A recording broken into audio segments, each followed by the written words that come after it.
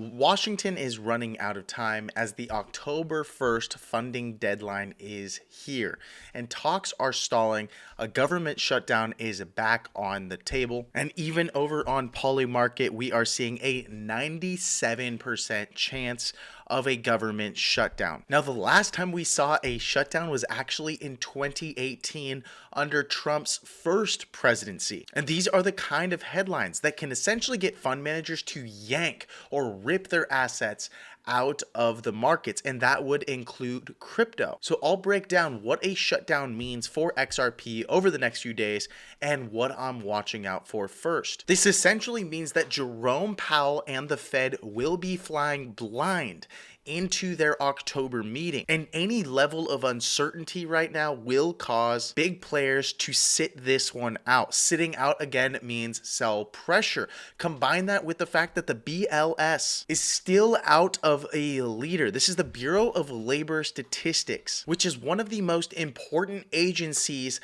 that the Fed uses to make its next decision. And now there's even more uncertainty because the White House just withdrew its nominee to run the BLS right as the next job report window approaches. If an economic shutdown also delays economic data, the Fed goes into October with a lot less clarity and markets start guessing. Believe me, you do not want markets guessing. That usually means bigger moves, not smaller ones, and more often than not, it means moves to the downside. Also, policy doors are quietly opening, which nobody is really talking about, or better yet, understands the significance, but the SEC just issued a no action letter that lets investment advisors use state chartered trust companies as qualified custodians for crypto, a step that essentially makes crypto custody simpler for traditional firms. Headlines like this typically don't trend, they don't make waves, but they change who can actually participate and how quickly that capital gets to show up when it's decided upon. And all across the world and across the board, we are becoming more and more crypto friendly because it's not just the US. Now 10 different banks in the European Union are moving ahead with a layer 1 blockchain or a network for tokenization. And if banks keep building digital rails while DC is fighting over this funding for the government shutdown, you can see where the flow is headed. At the end of the day, crypto runs 24/7, 365. So yes, I'm going to connect the dots, the setups, the signals that are going to matter this week. Also, if you're wanting to invest in cryptos, not only like Bitcoin, Ethereum, XRP, Solana, but other majors you might have heard about or have yet to buy or access inside of a tax advantage account like an IRA or a Roth IRA, such as Chainlink, maybe SUI, HBAR, World Liberty Financial, Ondo, the list goes on. Everything from Render to Say to Injective to Quant. Major layer ones like Sonic, which have some of the best developers in the game. And all of the major meme coins. Then check this out. Do you love crypto, but are you worried about taxes shrinking your retirement nest egg?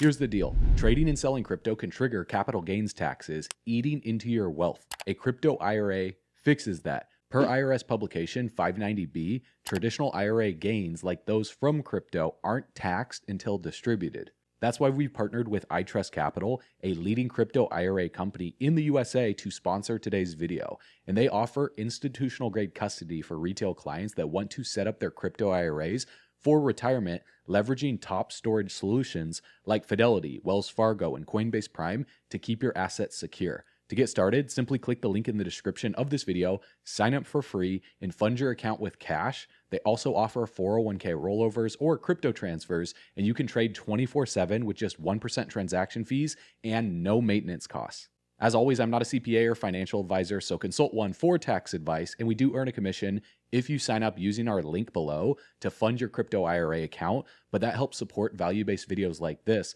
And iTrust Capital already has over 200,000 crypto IRA accounts and over $14 billion in transactions, proving they're trusted by smart investors just like you. So click the link below, get started now by funding your account today, and let's create generational wealth together. So the entire XRP community this week has been thrown for a bit of a loop surrounding that swift announcement that they're partnering with Consensus and Chainlink. Many people expected that behind closed doors, XRP and Ripple were the ones that were going to be involved in that deal, but it doesn't look to be the case as they are launching a blockchain for 30. Then today we are seeing another major announcement that kind of threw people for a loop. The fact that Ripple's David Schwartz, the CTO over at Ripple, the Chief Technology Officer, a face that is very well known in the community, basically stated that the time has come for him to step back from his day-to-day duties as a Ripple CTO by the end of the year. The good news is he will join the board of directors. The answer is kind of obvious, right? At the end of the day, he's been here for quite a while. He's done all sorts of really cool things and been involved in the crypto space since the very, very early days of DLTs or distributed ledger technologies. He's worked with the NSA. He's seen the early stages of Bitcoin. He coded the XRP ledger in many respects alongside a few others.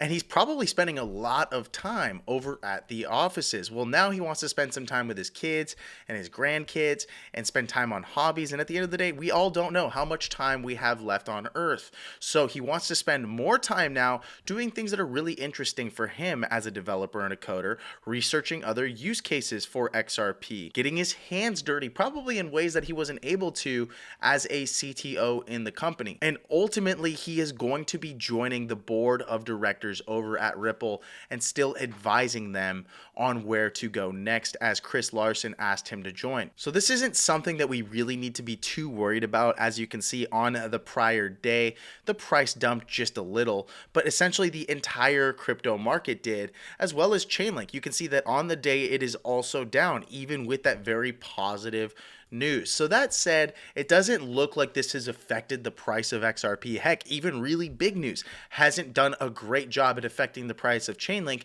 And I hope for the viewers that are on this channel, or at least watch me on this channel in the way that I teach and train, you begin to realize that sometimes news doesn't really matter. News is just noise, and that ultimately price is king. So even with two pieces of potentially negative news for XRP, it's still holding the line above this range right here at 275. Now, another major negative piece of news is the fact that we are now going to see a government shutdown. This would be the first time since Trump's last term in 2018, because at 12:01 a.m., the deadline to fund federal agencies is up.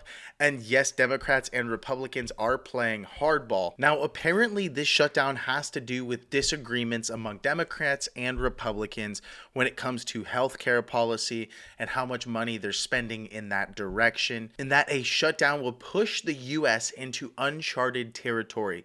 White House officials who have been eager to cut the government workforce said they would use a lapse in funding to carry out mass firings of federal workers on top of the typical furloughs of hundreds of thousands of employees. Now, I'm assuming there's probably going to be some back pay for regular government workers, but maybe not contractors. And a shutdown of this scale truly will be harmful for the economy in the short term. However, in the long term, some of these government employees are truly not great employees to begin with, and they're always taking advantage of their government job situation, which is typically very cushy, very relaxed, and they don't really work that hard. There is no incentive to perform better, and that is not me trashing all government employees, but let's be real.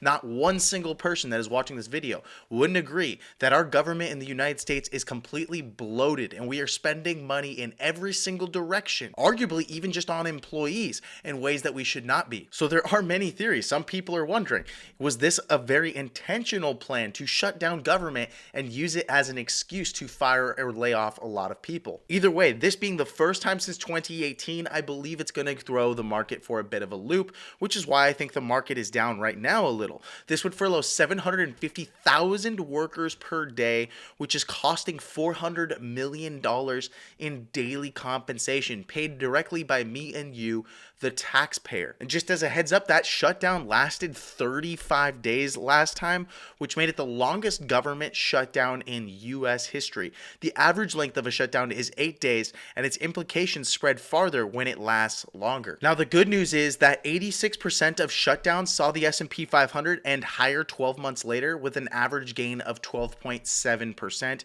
So an environment like this either way, where we're basically close to those prior new all-time highs in the stock market, probably won't be affected that much, even with a government shutdown that lasts more than a week. But in the short term, we might see some of those negative effects, considering the Fed will be flying blind into their October meeting.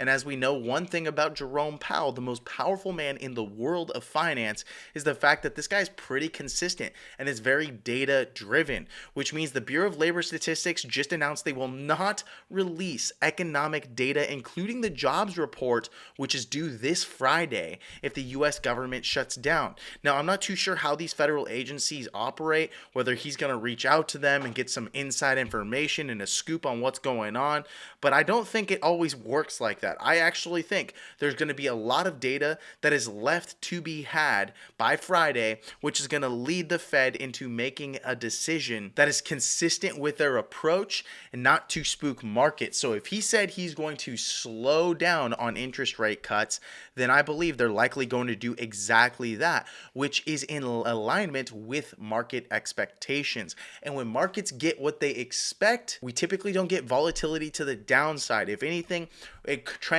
tends to trend with the overall trend. In other words, if the trend has consistently been up and we get our expectations, then the market continues to rally. So with all of that said, you're going to want to watch the price action on an XRP and a Bitcoin closely. Currently, we are still trending to the downside for a series of lower highs. However, we have yet to really put in a new lower low.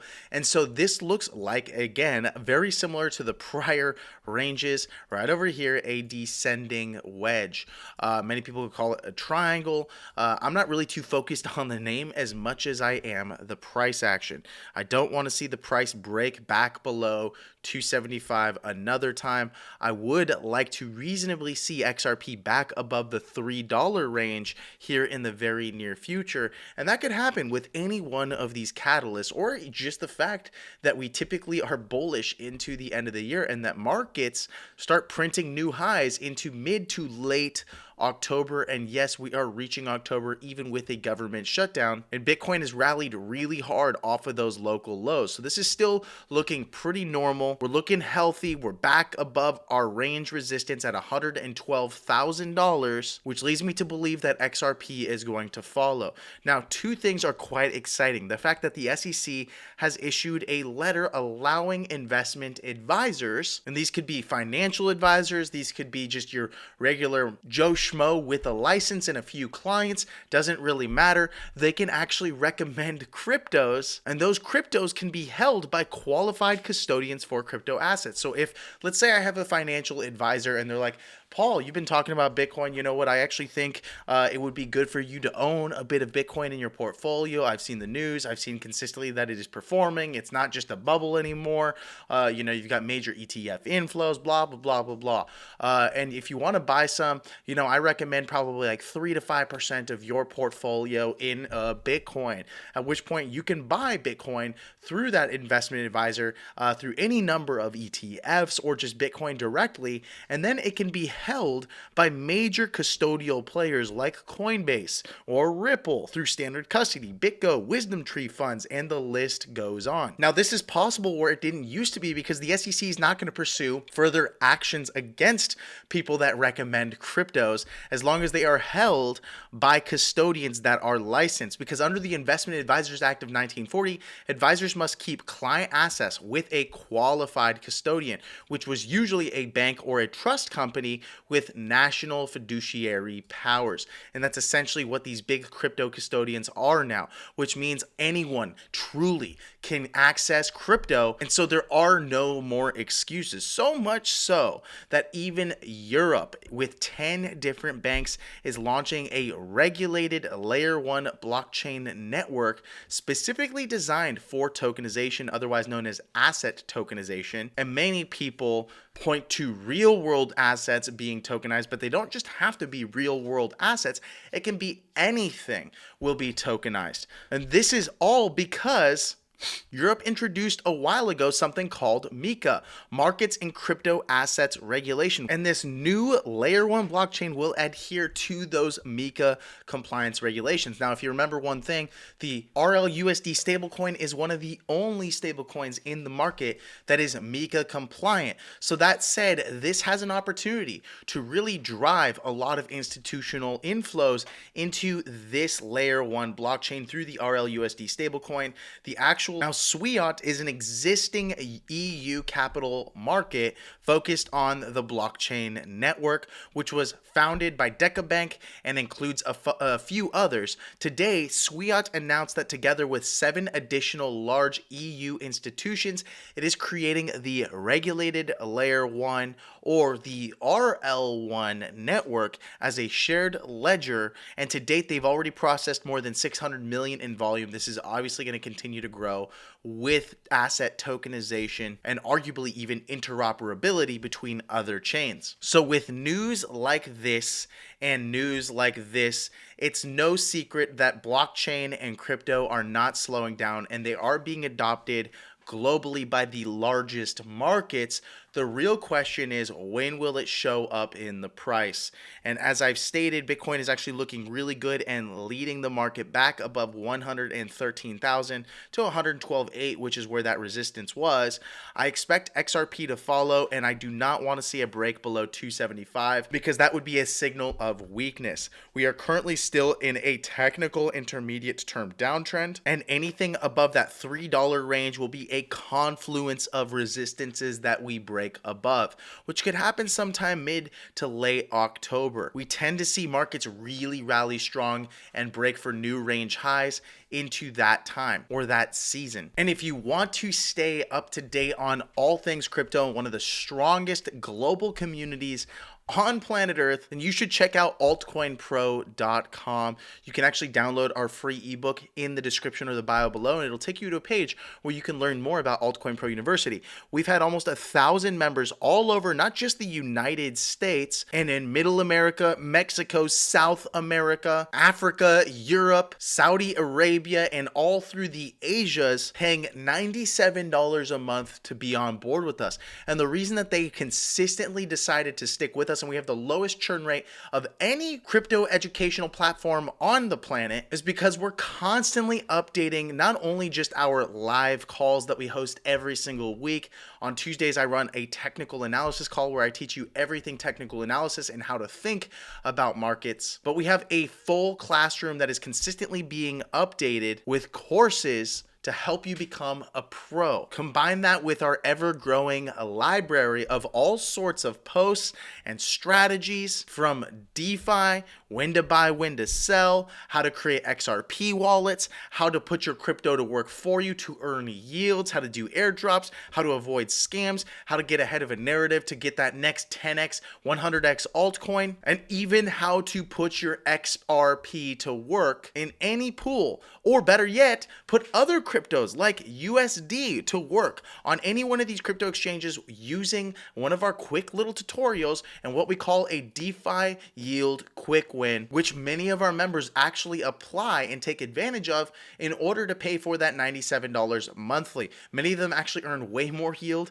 than just $97 a month, but it really depends on how much you're putting into some of these pools. And realistically, all it requires is like 15 minutes once per week to get between 20 to sometimes 60% APR, and some of them are actually quite good and even better, but those yields never really last. These are just incentives to essentially bring liquidity onto any one of these chains. Either way, a network like Plasma is going to do an airdrop. Base is going to do an airdrop. And so if you participate in earning yield in these areas, it's extremely likely you're also going to get free money in the form of an airdrop. And we have all of the pros and experts that show you step by step how to take advantage of these things before they happen in a very safe manner. So if you're wanting to learn how to do any of these things or take advantage of anything on this platform, including being involved in this community, head on over to altcoinpro.com, or even just check out our reviews on Trustpilot, which is a review website. No, they're not bought and paid for. I think we have like 1 to 2 bad ones on there because someone didn't get what they wanted out of this platform. Totally fine. That is bound to happen. but it is a legitimate review website which we cannot control or influence. Anywho, that is it for the video, folks. If you enjoyed it, be sure to subscribe. Thanks so much for watching, and I will see you in the next video. Goodbye.